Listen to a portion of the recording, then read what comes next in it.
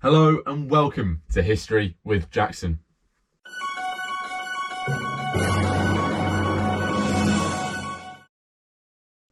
So today we are continuing our English and British Monarchs series by zooming in on the succession crisis that engulfed England after the death of King Henry I. This succession crisis was known as the Anarchy, and today we will be zooming in on the main players, the main events that happened within this conflict, but also the outcome. Now, if you are enjoying these videos, please don't forget to like and subscribe. It goes a long way in helping me out, but it also gives you the notifications if another video comes out or when another video comes out. So without further ado, let's learn about the Anarchy. So the Anarchy has its origins in the White Ship disaster that occurred in Henry I's reign, and you can learn all about that in last week's video. Now, in this disaster, Henry I lost his heir, Prince William, or William, Duke of Normandy, and he was thrown into a succession crisis.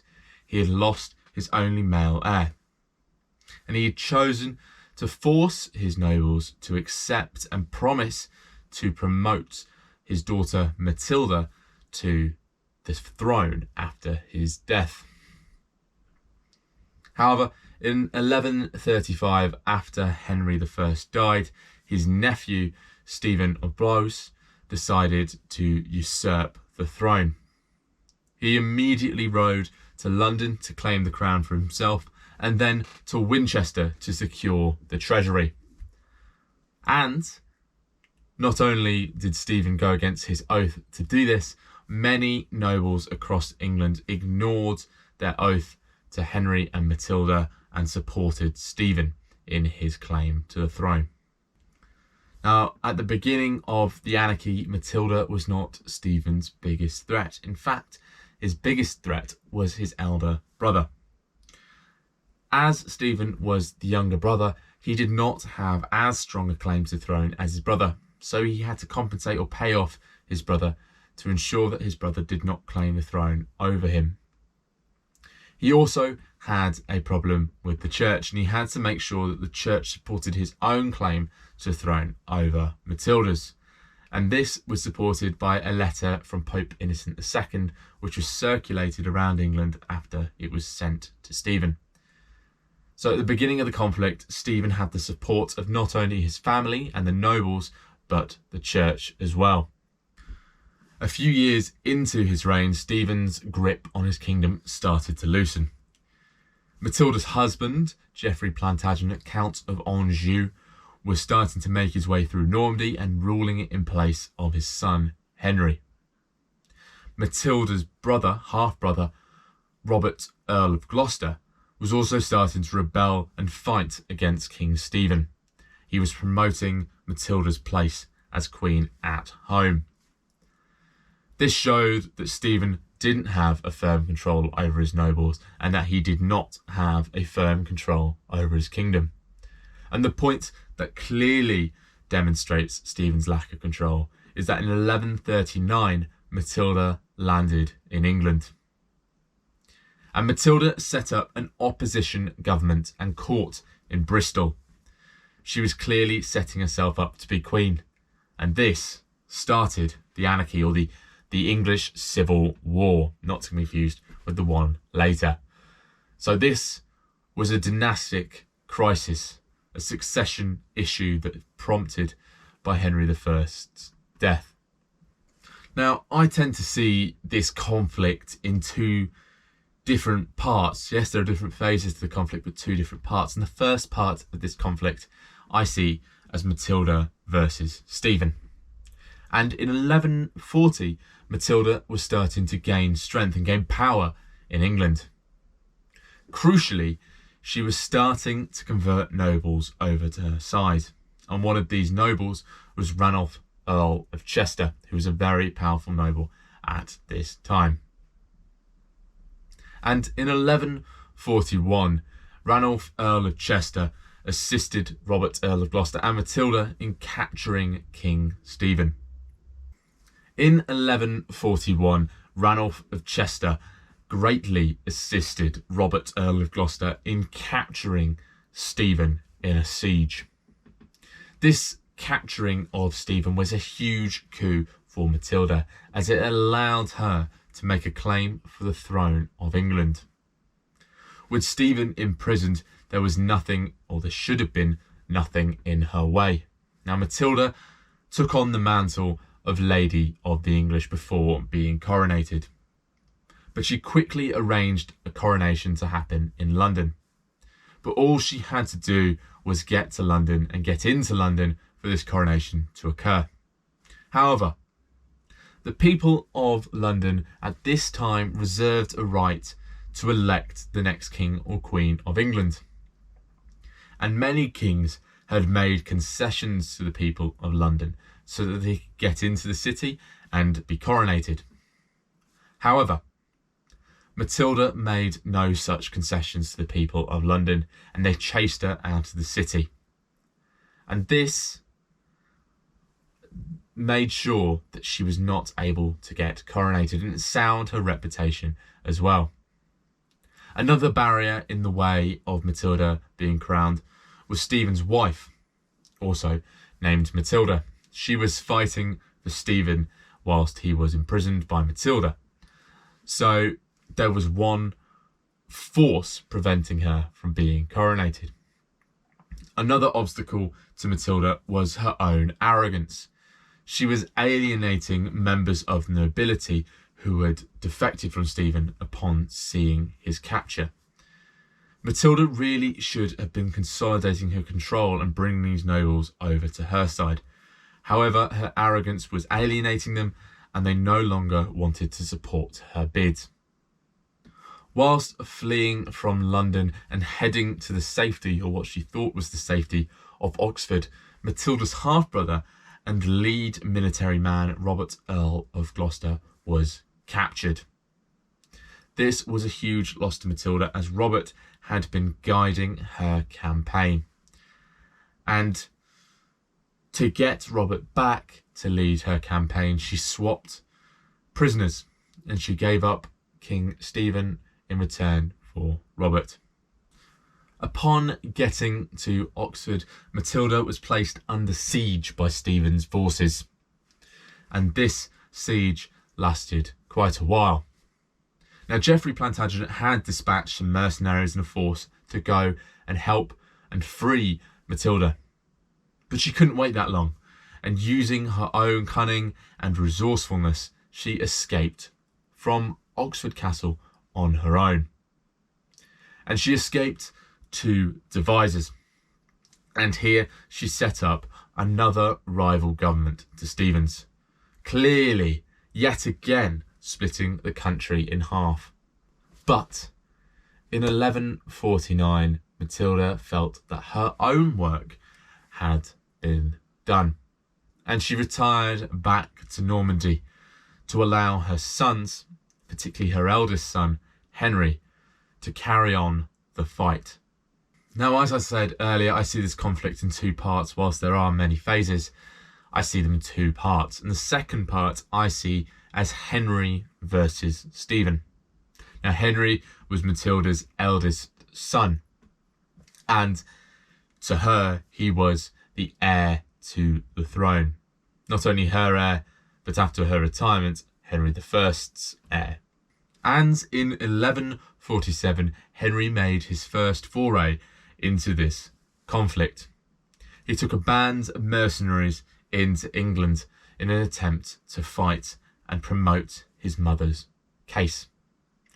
However, he could not afford to pay these mercenaries, and King Stephen, in a show of peace and possibly a courtesy to a family member, paid off these mercenaries to return home and sent Henry back to Normandy. Now, 2 years later, Henry was back in England with a renewed sense of vigour and greater maturity in the way that he went about things. And he was going through the north, gaining fealty from major nobles such as Ranulph, Earl of Chester. This fealty made him their feudal overlord and increased his threat to King Stephen. He was also in the same year named Duke of Normandy, so he was slowly becoming one of the greatest and most powerful nobles on the continent. And then in 1152, Henry made the ultimate coup. He married the King of France's former wife, Eleanor of Aquitaine, and with Eleanor came all her lands and all her power, and he became the most powerful noble in France. But this was a massive threat to Stephen, as Henry had greater resources, power and money to lean upon in his bid to fight Stephen for the throne. Now, as Henry's stock was rising, Stephen's was waning. Stephen had entered into a conflict with the church about naming his son Eustace as his co-king. Now, whilst this had been customary in some parts of the world, the Pope had asked or said that this practice should not continue. And Stephen had been locked in a conflict with the church over this. Now, in 1153, Henry re-entered England and landed at Malmesbury. Here, Stephen met him, and Henry's forces defeated Stephen's forces after Stephen's forces refused to fight. Here, Henry dismissed his mercenaries and instead went on a diplomatic war against Stephen. This diplomatic war was more of a royal progress, as Henry went around the country promoting peace and justice, and he wasn't acting as a true conqueror, but instead promoting or giving himself the image of a king travelling his country. This promoted several nobles to support Henry instead of Stephen. As a result of Henry's progress, Henry and Stephen signed a truce, which was the Treaty of Wallingford. This treaty was an uneasy truce, as neither side particularly wanted it, but all the nobles were sick and tired of fighting in this civil war. And this truce had been negotiated by the church. Stephen's eldest son, Eustace, was also a massive opposition to this treaty, as he felt that it would potentially affect his own claim to the throne after Stephen's death.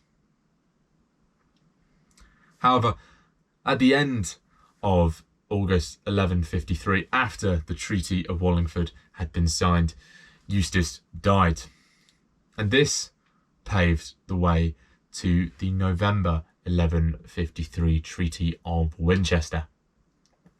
The Treaty of Winchester formally ended the Civil War, and it led to Henry becoming Stephen's adopted son and being named as Stephen's heir. Out of this arrangement, Stephen would become Henry's overlord, and Henry would have to pay him fealty for Normandy. Also, Henry would become an advisor for Stephen, but Stephen would maintain 100% control over England.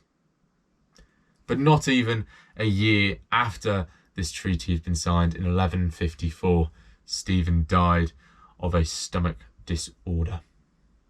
And the treaty came into action, and Henry succeeded Stephen.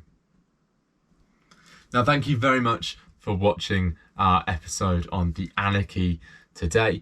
I've really enjoyed doing this research for this episode. It's something that I've wanted to look at before in the past, and I just really haven't had the opportunity to do so. So this episode was the perfect vehicle for that. Now, as always, I'm going to recommend some books. Now, first of all, it's a new book. It's something else I haven't recommended before, and it is The Plantagenets, Kings Who Made England by Dan Jones. Now, this is a fantastic book. It's got fantastic few chapters on the Anarchy, the key players and the events and so on. I'd really recommend this book, not only just for the Anarchy, but for the Plantagenets as a whole. It is just a fantastic book, and Dan Jones is awesome as always. And secondly, if you want to look at the individuals within this this conflict, while Stephen isn't mentioned, Matilda certainly is, and so is Henry. I'd recommend the staple book for this series, Gwyn's Kings and Queens. The Indispensable History of England and Her Monarchs. Now, both of the links for these books will be in the description below, so you can get your own copy and you can learn as either the series is going on or in your own time. So I'd really recommend both of these books. Now, in the meantime, today we also have the release of the newest History with Jackson podcast, which is an interview with Stephen Roman about his brand new book, Isles and Empire. So that will be on all major podcast platforms and YouTube in video form. If you want to keep up with History with Jackson in the meantime, please head to www.historywithjackson.co.uk. If you want to go to our social medias, the links are all in the description below. You can find me on Facebook, Instagram and Twitter and LinkedIn as well. We're on all of those. You can get all of our updates. And if you'd like to support us in the meantime, Buy Me a Coffee profile is in the description below. Now, thank you very much for watching this episode this week. I really enjoyed it. I enjoy having you guys watching us. And next week, we will be looking at King Henry II. So don't go anywhere, and I'll see you guys next week.